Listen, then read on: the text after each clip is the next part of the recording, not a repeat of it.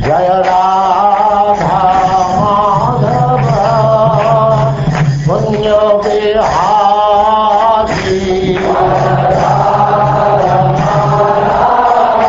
And now chapter 50. Krishna establishes the city of Dwarka.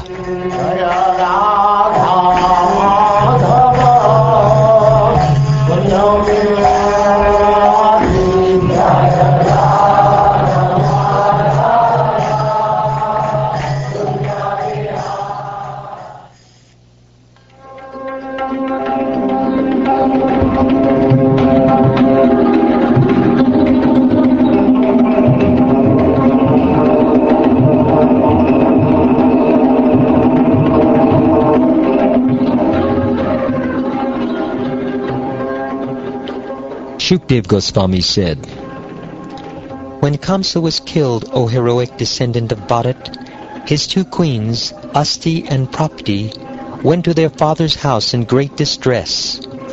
The sorrowful queens told their father, King Jarasandha of Magadha, all about how they had become widows. Hearing this odious news, O king, Jarasandha was filled with sorrow and anger, and he began the greatest possible endeavor to rid the earth of the Yadavas. With a force of 23 Akshohini divisions, he laid siege to the Yadu capital, Mathura, on all sides.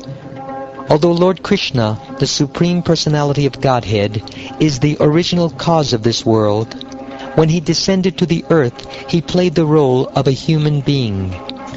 Thus, when he saw Jarasandha's assembled army surrounding his city like a great ocean overflowing its shores, and when he saw how this army was striking fear into his subjects, the Lord considered what his suitable response should be according to the time, place, and specific purpose of his current incarnation. The Supreme Lord thought, "Since it is such a burden on the earth, I will destroy Jarasandha's army, consisting of Akshohinis, of foot soldiers, horses, chariots, and elephants, which the king of Magadha has assembled from all subservient kings and brought together here. But Jarasandha himself should not be killed, since in the future he will certainly assemble another army. This is the purpose of my present incarnation, to relieve the earth of its burden, protect the pious, and kill the impious. I also assume other bodies to protect religion and to end irreligion whenever it flourishes in the course of time."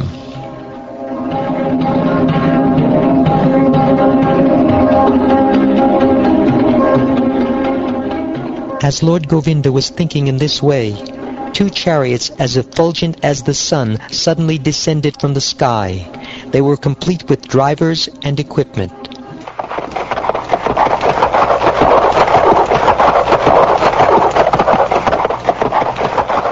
The Lord's eternal divine weapons also appeared before him spontaneously.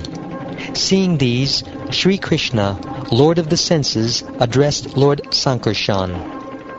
The Supreme Lord said, "My respected elder brother, see this danger which has beset your dependents, the Yadus, and see, dear master, how your personal chariot and favorite weapons have come before you. The purpose for which we have taken birth, my lord, is to secure the welfare of our devotees. Please now remove from the earth the burden of these 23 armies."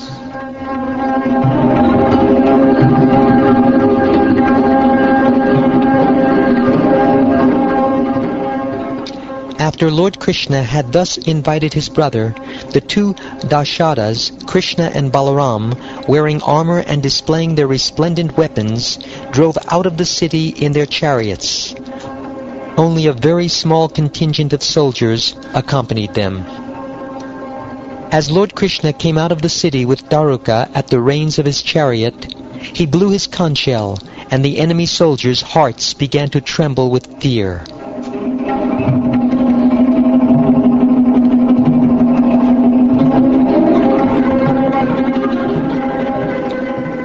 Jarasandha looked at the two of them and said, "O Krishna, lowest of men, I do not wish to fight alone with you, since it would be a shame to fight with a Mere boy!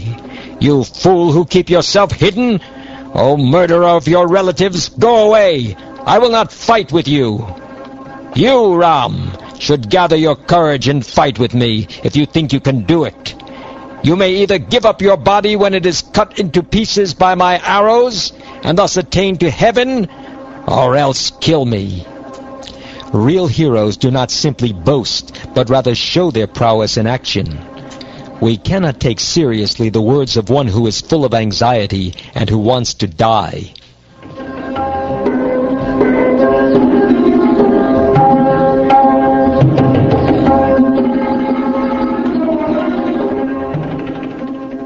Just as the wind covers the sun with clouds, or a fire with dust, the son of Jara marched toward the two descendants of Madhu, and with his huge assemblage of armies surrounded them and their soldiers, chariots, flags, horses, and charioteers.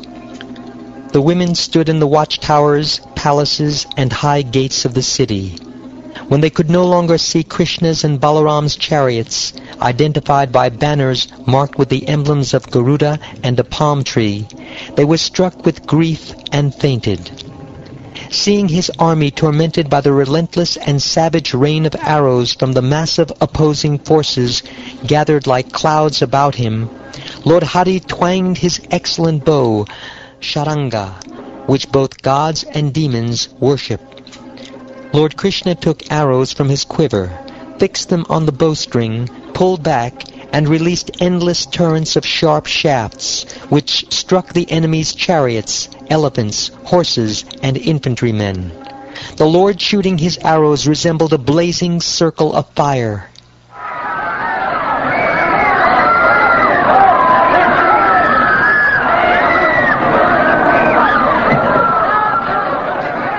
Elephants fell to the ground, their foreheads split open, cavalry horses fell with severed necks, chariots fell with their horses, flags, drivers, and masters all shattered, and foot soldiers collapsed with severed arms, thighs, and shoulders.